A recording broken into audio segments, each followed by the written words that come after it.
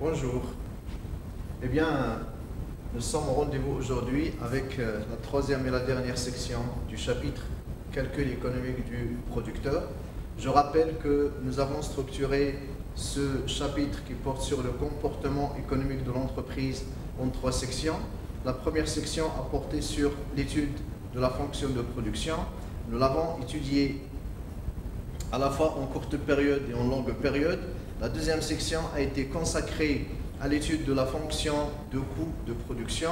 Nous avons vu un certain nombre de fonctions de coût, le coût total, le coût moyen, le coût marginal, les relations entre les coûts et les rendements. Nous avons également ouvert une fenêtre sur les coûts de longue période à travers, et là nous avons été un peu rapide lorsque nous avons présenté la courbe enveloppe. Pourquoi? Parce que l'important, c'est de comprendre le comportement du coût beaucoup plus en courte période qu'en longue période. Maintenant, au niveau de la troisième section, nous verrons comment l'entreprise maximise son profit et comment se détermine la fonction d'offre de l'entreprise. Alors là, nous rappelons à ce niveau-là que toute l'activité de production elle est guidée par l'objectif de maximiser le profit. L'entreprise, en fait, combine les facteurs de production pour produire certainement avec une combinaison technique optimale, avec une combinaison qui réduit le coût ou qui maximise un objectif en termes de output, mais la finalité de toute cette activité de production, c'est d'obtenir un profit sur le marché une fois l'entreprise offre le produit sur le marché pour la vente.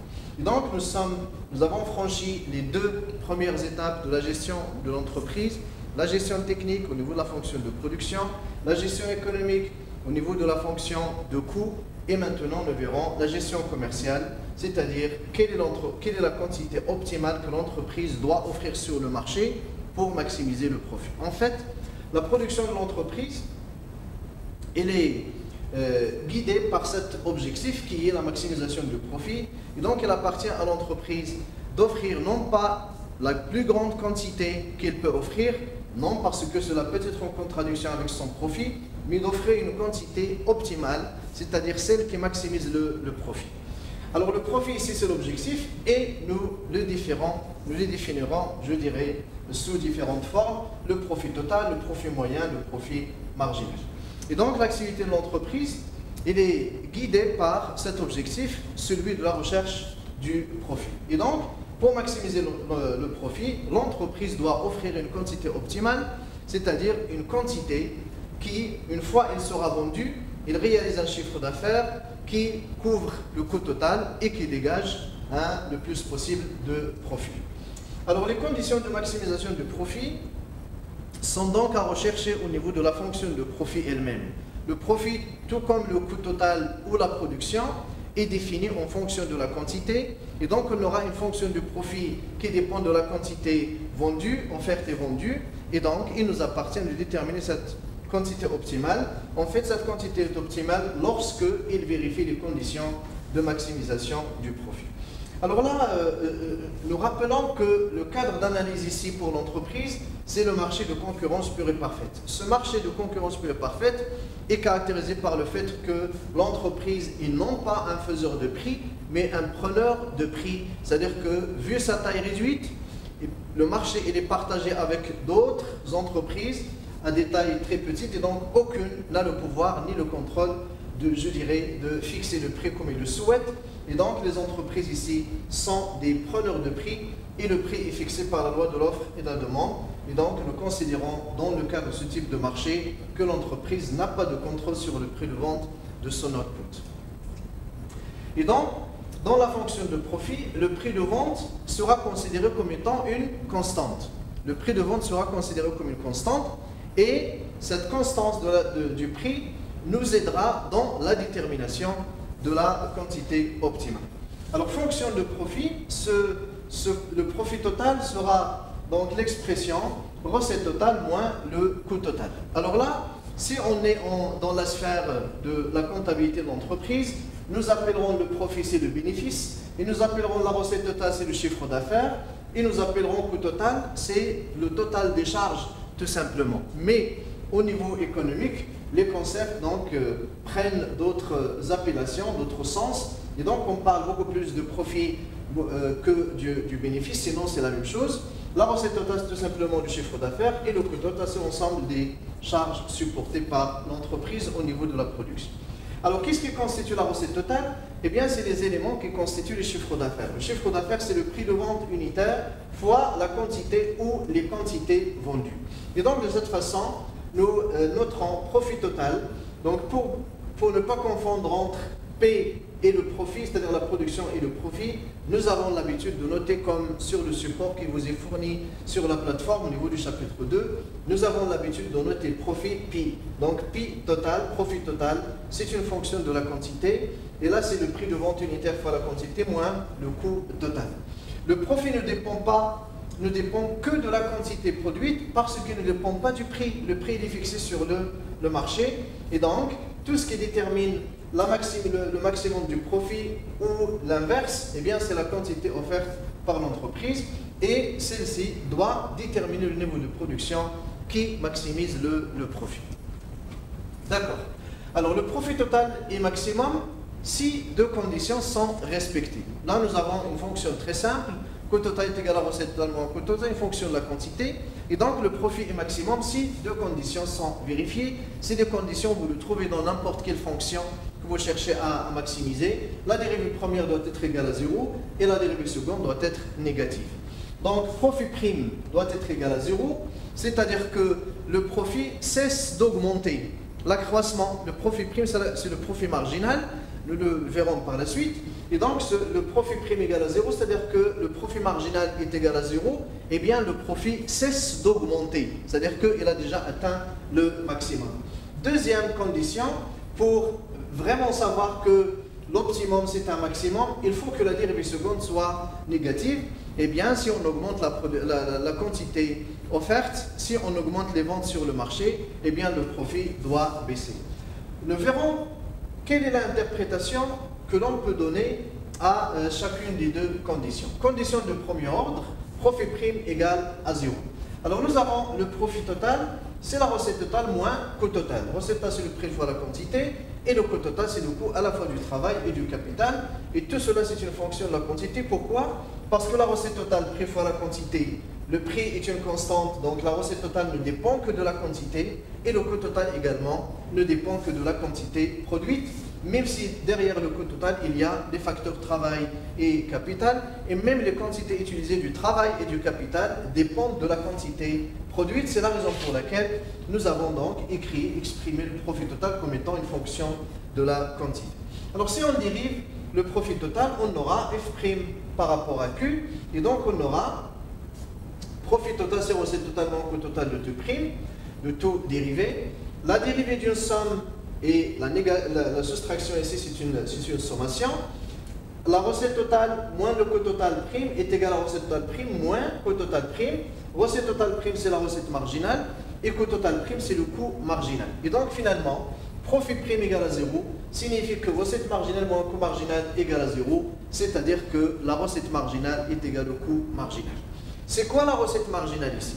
La recette marginale, c'est la recette unitaire supplémentaire qu'obtient l'entreprise une fois elle augmente la vente d'une unité.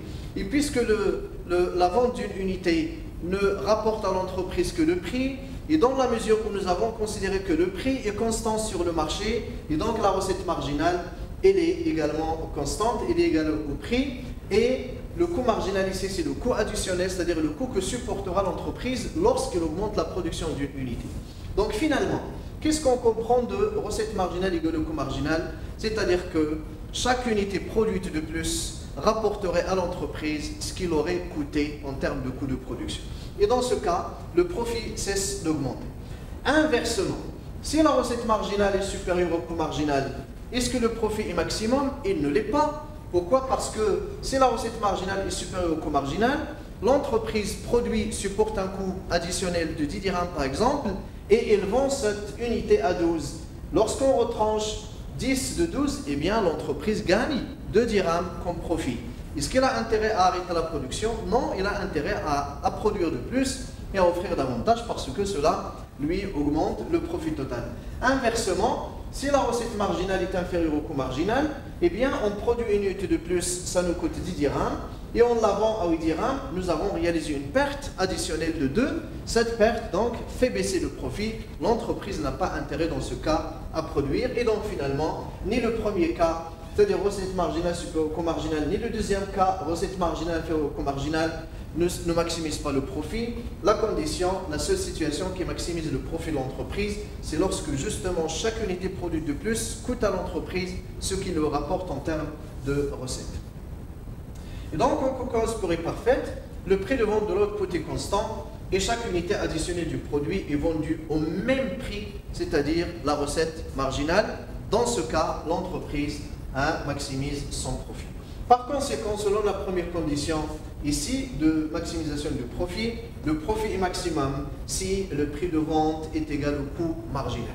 Si le prix de vente est égal au coût marginal, retenez bien cette première condition. La deuxième condition, profit seconde inférieur à 0, c'est la dérivée seconde du profit tout simplement qui doit être inférieur à 0. Alors, profit seconde, c'est quoi? La dérivée seconde, c'est la dérivée de la dérivée.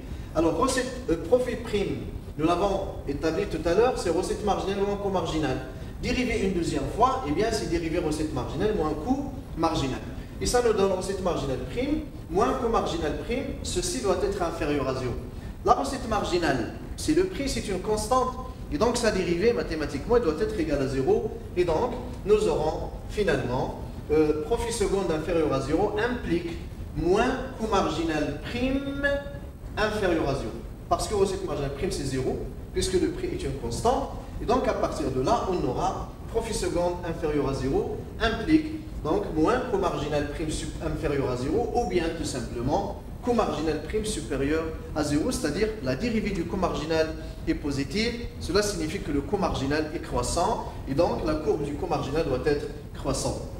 Voilà la deuxième condition de maximisation du profit. La courbe du coût marginal doit être croissante. C'est très intéressant à retenir.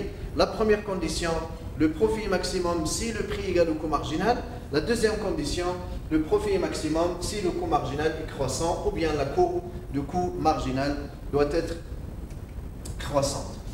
Alors la condition de premier ordre se traduit donc par un prix de vente qui doit être égal justement ou bien exactement le coût marginal. La condition de second ordre implique que le coût marginal est croissant. Pourquoi le coût marginal est croissant ici? Parce que tout simplement, nous l'avons dit au niveau de l'analyse des rendements, nous avons dit que l'entreprise ne prétend maximiser son profit que dans la phase des rendements décroissants, c'est-à-dire au niveau de la zone 2. Et dans la zone 2, la productivité marginale moyenne du travail et du capital, ces productivités sont toutes décroissantes, c'est-à-dire que le coût marginal doit être croissant puisque le coût marginal est inversement à la productivité marginale. Alors le profit est maximum pour une quantité Q étoile située dans la zone du coût marginal décroissant, ou bien le profit est maximum pour une quantité Q étoile située dans la phase de rendement décroissant, parce que le coût marginal décroissant signifie que la productivité marginale des facteurs et les productivités des facteurs sont décroissantes en raison de la relation inversement proportionnée qui existe entre les rendements et les coûts. Ça, nous l'avons établi au niveau de la deuxième section. Et donc, si on cherche graphiquement à déterminer la quantité optimale, nous serons conduits à comparer, à rapprocher ce que les deux premières conditions, la première et la deuxième. Voici donc, sur un même système d'axes, nous avons représenté la quantité produite en abscisse et on a ordonné à la fois le prix et les coûts. Alors voici le prix, il est représenté ici par cette droite horizontale. Pourquoi? Parce que le prix il est constant sur le marché et une constante est représentée graphiquement par une droite horizontale. Le coût marginal, il a l'allure inverse de la productivité marginale. Il est tout d'abord décroissant, passe par un minimum, puis il devient croissant. Le coût moyen également, il est décroissant, passe par un minimum, puis il est croissant. Alors, première condition, recette marginale égale au coût marginal, eh bien on cherche tout simplement le point d'intersection. Première condition, recette marginale égale au coût marginal, eh bien c'est le point d'intersection que vous avez ici, entre la recette marginale qui est le prix et le coût marginal. On fait la projection sur la quantité et on aura la quantité optimale. Et donc la quantité optimale, que doit offrir l'entreprise pour maximiser le profit, c'est Q étoile. Il vérifie la première condition, coût marginal est égal à recette marginale. Cependant, est-ce que cette quantité vérifie la deuxième condition? Nous verrons. Alors le point d'intersection ici entre la recette marginale et le coût marginal, il est situé, comme vous le remarquez ici, dans la partie croissante du coût marginal. Et donc les deux conditions de maximisation du profit sont vérifiées ici, à savoir recette marginale égale au coût marginal, c'est la condition de premier ordre. Deuxième condition, le coût marginal est croissant. Et bien ce point d'intersection se situe au niveau de la partie qui est croissante du coût marginal, puisque le coût marginal est croissant à partir de son minimum. Et donc, si l'on cherche à fixer à déterminer la courbe d'offre de l'entreprise, il est où la courbe d'offre de l'entreprise? La courbe d'offre de l'entreprise, il sera représenté par plutôt par la partie croissante du coût marginal. Alors, supposons que le prix baisse sur le marché. Alors, on va faire baisser le prix. La droite sera représentée par exemple à ce niveau-là et la quantité sera ici.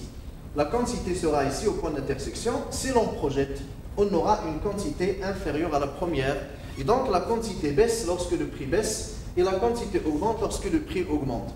Inversement, si le prix de vente passe de P, que nous avons ici, à un niveau supérieur, alors on retrace la deuxième courbe, la deuxième droite du prix plutôt, et on aura le point d'intersection ici. Avec la projection, on aura la quantité optimale à lire sur l'axe des quantités. Et donc, vous voyez que la partie croissante du coût marginal représente la courbe d'offre de l'entreprise. Je reprends, la courbe d'offre de l'entreprise est représentée par la partie croissante du coût marginal. Et donc, la courbe de coût marginal est confondue avec la courbe d'offre de l'entreprise. C'est ce que nous avons noté ici. La courbe d'offre de l'entreprise indique pour chaque niveau de prix du marché l'offre optimale de l'entreprise. Et finalement, la courbe d'offre est donc elle est confondue avec la partie croissante de la courbe du coût marginal. La quantité offerte ici, c'est celle-là. Voilà, c'est cet intervalle, c'est la quantité.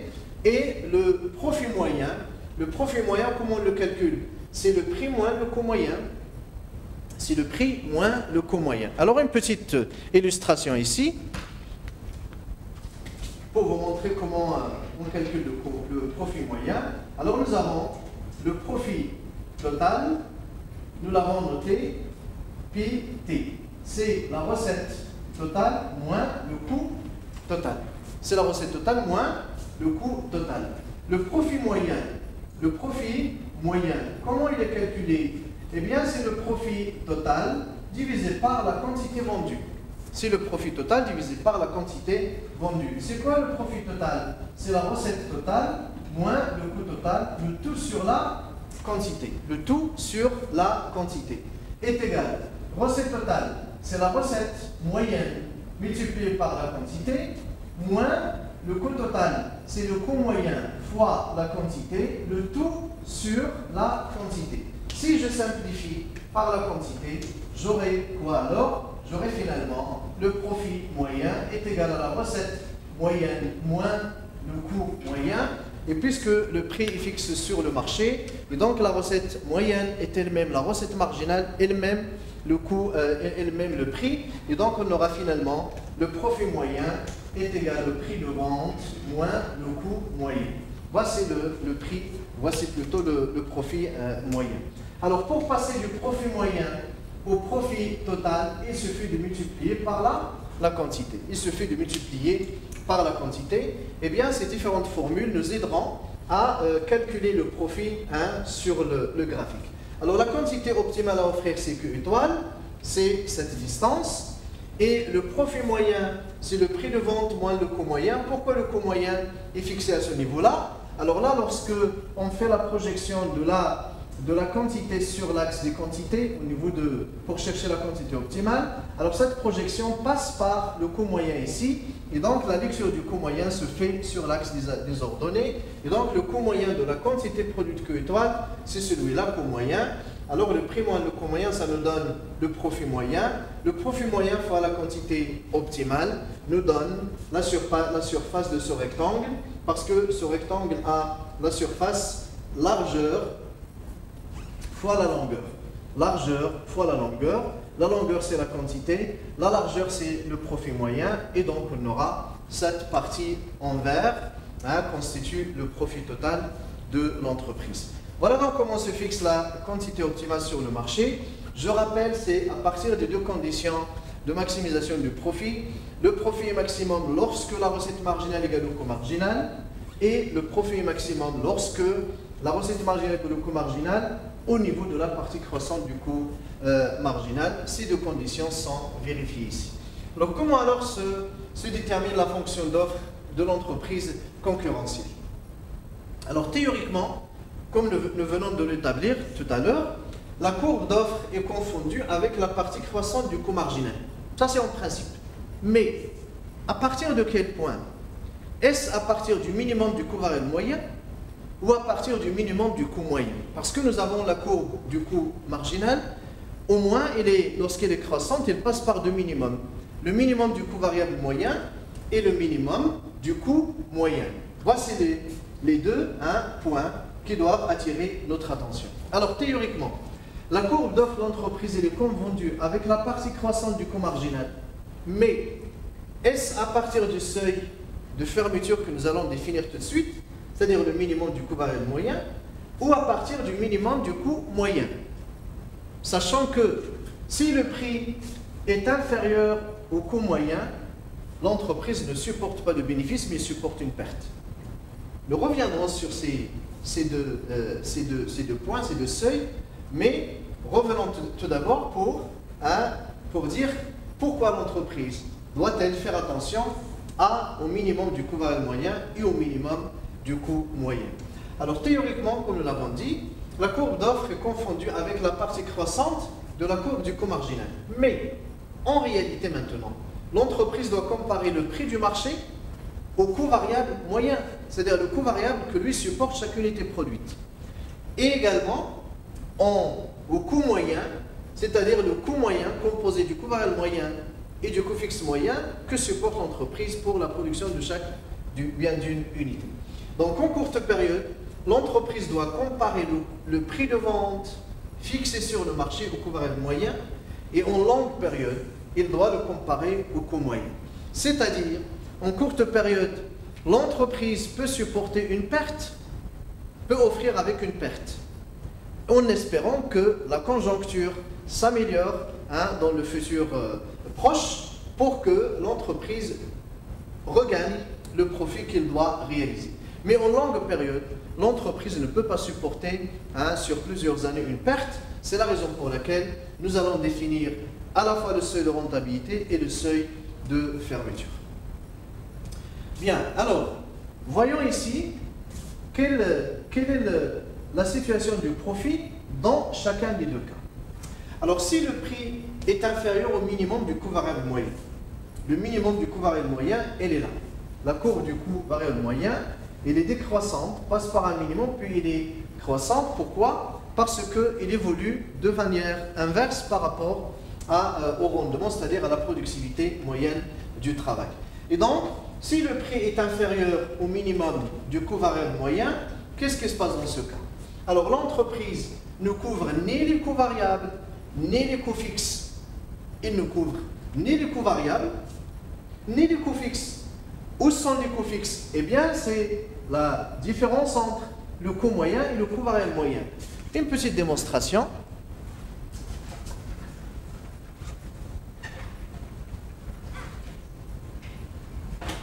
Alors, nous avons le coût moyen. Il est constitué du coût variable moyen et du coût fixe moyen. Si l'on met coût moyen moins coût variable moyen, on aura alors, c'est le coût fixe moyen. Eh bien, les deux courbes, la première en bleu, c'est le coût variable moyen, et la deuxième, c'est le coût moyen. Et entre les deux, cette différence ici, entre les deux courbes, constitue le coût fixe moyen. Il constitue le coût fixe moyen.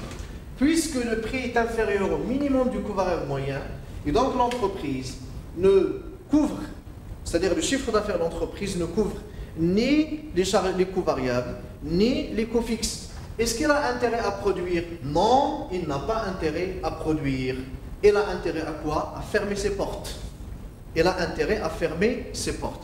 Vous allez me dire, mais s'il ferme les portes, il supportera en même temps les coûts fixes. Tout à fait, il supportera les coûts fixes parce que même si on arrête la production en courte période pour quelques mois, il y a toujours des amortissements à payer, il y a des salaires fixes à payer, il y a des impôts à payer et donc c'est des charges fixes, des coûts fixes. Mais au moins, l'entreprise aurait évité les coûts fixes. Et donc, l'entreprise supporterait moins de pertes lorsqu'il ferme ses portes qu'il peut supporter ou bien qu'il risque de supporter en continuant à produire. C'est la raison pour laquelle on définit le minimum du coût variable moyen comme étant le seuil de fermeture. Lorsque le prix est compris entre le minimum du coût variable moyen et le minimum du coût moyen. C'est-à-dire quoi? Alors dans ce cas, l'entreprise couvre la totalité de ses charges variables et une partie des coûts fixes. Il couvre la totalité de ses coûts variables et une partie de ses coûts fixes. Alors là, il a intérêt à continuer à produire, mais à court terme. Il a intérêt à continuer à produire tant qu'il couvre ses coûts variables. Il a intérêt à court terme à produire en espérant que le prix sur le marché augmente. Lorsque le prix est égal au minimum du coût moyen, je m'excuse ici, c'est le coût moyen. Lorsque le prix est égal au minimum du coût moyen, alors dans ce cas, l'entreprise couvre la totalité des coûts variables et la totalité du coût fixe. Cependant, le profit est encore nul. Ici, lorsque le prix est égal au minimum du coût moyen, alors l'entreprise a déjà couvert ses coûts variables et elle a couvert tous ses coûts fixes. Cependant, le profit est égal à 0 parce que le prix est égal au coût moyen. Le profit moyen, c'est le prix moins le coût moyen. Dans la mesure où le coût moyen est lui-même le prix et donc le profit est égal à 0. Alors, lorsque le prix est supérieur au minimum du coût moyen, alors là, l'entreprise a déjà franchi avec succès la zone de risque. Alors là, son profit devient de plus en plus important. Pourquoi? Parce qu'il a couvert la totalité de son coût de production, à savoir le coût variable et le coût fixe, et génère un surplus. Ce surplus s'appelle le profit. Donc, le seuil de fermeture ici, c'est le seuil, il est défini comme étant un prix au-dessus duquel l'entreprise n'a pas intérêt à produire, elle a intérêt à fermer ses portes. Et le seuil de rentabilité, il est défini ici comme étant un prix, non pas en termes de quantité, comme étant le prix qui assure la couverture de la totalité des coûts variables et coûts fixes. Et donc, l'entreprise, comme on l'appelle au niveau de la comptabilité de gestion, il est au point mort, ou bien c'est le chiffre d'affaires critique, c'est-à-dire que le profit est égal à 0, et plus le prix dépasse le minimum du coût moyen, plus le profit de l'entreprise augmente. Et donc, on arrive aux définitions du seuil de fermeture et de rentabilité. Le seuil de fermeture est le prix au-dessus duquel une entreprise n'a pas intérêt à produire. Fermeture, c'est-à-dire fermer les portes, arrêter la production. Si le prix est inférieur au minimum du coût variable moyen, l'entreprise doit fermer ses portes et n'a pas du tout intérêt à produire.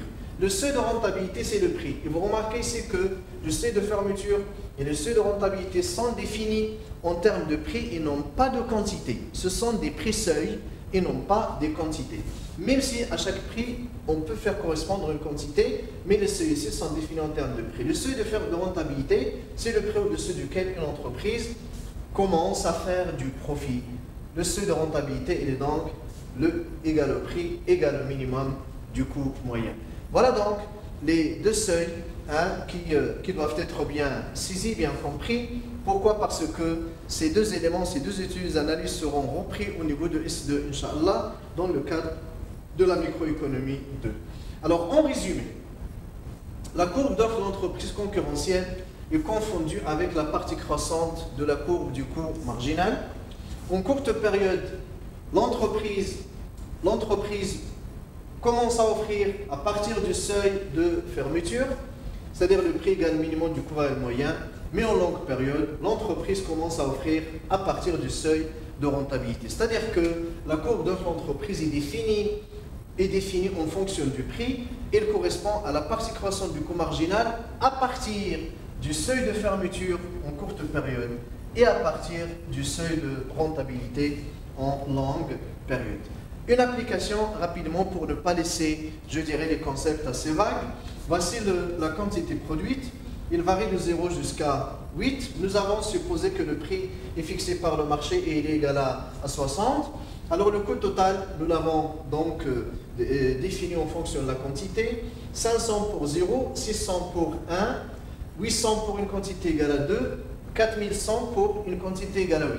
Alors là, vous n'allez pas vous surprendre comment, pour une quantité égale à 0, le coût total est égal à 500, c'est-à-dire supérieur à 0. Eh bien, tout simplement, l'existence d'un coût total positif pour une quantité produite égale à 0 s'explique par l'existence des coûts fixes, parce que même si la quantité égale à 0, il y a des coûts fixes que l'on doit supporter. Eh bien, vous imaginez une entreprise, pendant un mois où il y a chômage, où il y a une sous-activité, est-ce qu'on ne paye pas les amortissements? Est-ce qu'on ne constate pas les amortissements? Est-ce qu'on ne paye pas le loyer? Est-ce qu'on ne paye pas les intérêts? Est-ce qu'on ne paye pas l'assurance? Est-ce qu'on ne paye pas mal de charges? Bien de coûts qui sont fixes. Même si la quantité est égale à 0, le coût total est toujours positif et ce coût total est constitué non pas des coûts variables mais des coûts fixes. La recette totale, c'est le prix fois la quantité. Le prix fois la quantité, 0 fois 600. La quantité 0 et le prix c'est 600. 0 fois 600 c'est 0. 1 fois 600 c'est 600. 2 fois 600 1200. 6 fois 600 3600. 8 fois 600 c'est 4800. La recette totale c'est le prix fois la quantité. Le coût marginal c'est la variation du coût total sur la variation de la quantité. Donc pour 1, 600 moins 500 c'est 100. 800 moins 600 200. 1100 moins 800 300. 1500 moins 1100, 400, et ainsi de suite. La recette marginale, c'est toujours le prix parce que le prix est constant. Et donc, vous pouvez écrire sans prendre de risque, le prix c'est le coût marginal, c'est la recette marginale. Et donc, vous mettez la recette marginale, c'est 600, c'est le prix. Ou bien, vous le calculez ici, vous la calculez plutôt ici. Donc, 600, moins 0 c'est 600. 1200 moins 600 c'est 600, 1800 moins 1200 c'est 600, 4800 moins 4200 c'est 600. Profit total. Profit total c'est recette totale, elle est là, moins coût total. Alors 0 moins 500 c'est moins 500, 600 moins 600 c'est 0, 1200 moins 800 c'est 400, 1800 moins 1100 700, 2400 moins 1500 900 et 4800 finalement moins 4100 c'est 700. D'accord. Le coût moyen, c'est le coût total divisé par la quantité. C'est le coût total divisé par la quantité. Alors maintenant, quelle est la quantité optimale que doit offrir l'entreprise? Compte tenu de son coût total et de sa recette totale, quelle est la quantité que doit offrir l'entreprise? Alors la quantité que doit offrir l'entreprise, c'est celle qui vérifie la première condition de profit maximum. Quelle est cette condition? C'est recette marginale ou bien le prix égal au coût marginal. Nous allons voir sur le tableau, là où la recette marginale égale au coût marginal. 600, 100, 600, 200, 600, 300, 600, 400, 600, 500, 600 et 600. Voilà, 600 et 600. Et donc la quantité que doit offrir l'entreprise pour maximiser le profit, c'est 6. Est-ce que le profit est maximum? Effectivement, la plus grande valeur du profit que peut espérer l'entreprise dans ces conditions de production, c'est 1000. Voilà, 1000. Et donc le profit est maximum. Est-ce que la deuxième condition est vérifiée? Bien sûr, la condition de second ordre doit être vérifiée. Cette condition s'interprète comme étant un profit second inférieur à 0, c'est-à-dire recette marginale prime moins coût marginal prime inférieur à 0. Recette marginale prime c'est 0, donc on doit avoir coût marginal prime inférieur à 0 ou bien coût marginal prime supérieur à 0. C'est-à-dire que le coût marginal doit être croissant. Est-ce que l'intersection entre le coût marginal et la recette marginale se situe dans la partie croissante du coût marginal? Le coût marginal, il est là, il est croissant, parce que son minimum apparent, c'est 100, apparemment c'est 100, 100, 200, 300, 400, 500, 600, 700 et 800. Et donc, effectivement, la quantité est optimale, parce que le point d'intersection entre la recette marginale et le coût marginal se situe dans la partie croissante du coût marginal. Vous l'avez remarqué ici, le coût marginal est croissant. Et donc, finalement, les deux conditions de maximisation du profit sont vérifiées, comme vous l'avez constaté ici, et le profit est maximum. Quel est le coût que supportera l'entreprise pour cette quantité égale à 6? Eh bien, c'est 433 dirhams par unité produite. Voilà donc pour ce qui est de cette troisième section. Je rappelle, nous avons présenté les conditions de maximisation du profit. À retenir, ils sont au nombre de 2. Recette marginale égale le coût marginal. Dans la mesure où la recette marginale est elle-même le prix qui est fixe sur le marché, donc la première condition renvoie à vendre la dernière unité produite à un prix juste égal au coût marginal. Deuxième condition pour que le profit soit maximum, c'est que moins le coût marginal prime doit être inférieur à 0, bien le coût marginal prime est supérieur à 0, c'est-à-dire que le coût marginal, la courbe du coût marginal est croissante, ce qui permet donc de dire et de rejoindre ce que nous avons avancé au niveau, lorsque nous étions en train de présenter les rendements, nous avons dit que l'entreprise ne peut maximiser le profit que dans la phase des rendements décroissants, c'est-à-dire la productivité marginale du travail et du capital décroissant, ce qui fait que leur coût marginal est croissant. Voilà donc pour ces éléments qui ont fait l'objet de cette section. Et donc avec cette fonction d'offre de l'entreprise, donc nous arrivons au terme de ce chapitre.